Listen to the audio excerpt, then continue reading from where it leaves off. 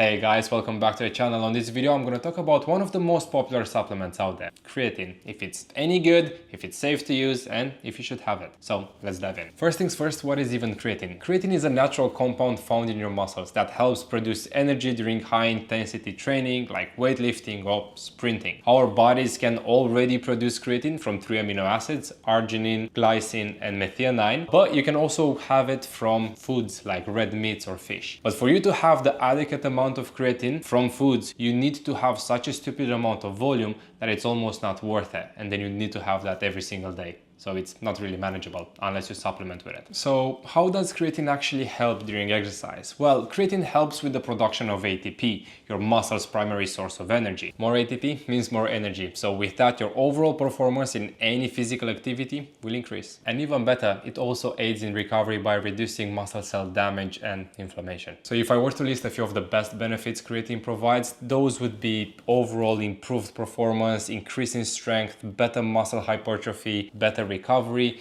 and it even helps with cognitive function. When it comes to the technical part, how much creatine should you have? Now, as a bare minimum recommendation, that would be 3 grams per day. And when I say 3 grams, your mom, your grandma, your granddad, everyone should have 3 grams of creatine per day for basic function. Now, if your main goal is to perform at your best in whatever sport you're doing, then having 0.1 grams per kilogram of body weight makes the most amount of sense. Obviously, if you weigh 90 kilograms, you need to have more creatine than someone who weighs 50, and you don't need to be a rocket scientist to draw that conclusion. Then you will probably hear a lot in the industry about having a loading phase. In the loading phase, you are meant to have in the first week 2 to 3 times more the amount of creatine than you would normally. So if you start with 10 grams per day in your loading phase, you'd have to do 20 to 30, which in my opinion is excessive. Now, the loading phase might have the benefit of seeing the results from creatine a bit sooner, but the drawbacks of having to go through that week with like stomach pains and all that kind of stuff is not really worth it. I never do a loading phase and I don't really recommend it. What's important to note here though is that the creatine you consume today, you're not going to be using today. So having it pre or post workout is not really that relevant. The important fact is that you should be having it every 24 hours. So you need to find a way to bring it into your routine and have it there forever. I take mine in the morning first thing with all my vitamins, and I've been doing that for like the past 5-6 years, I think, and it works well. Another question about creatine that flies by a lot is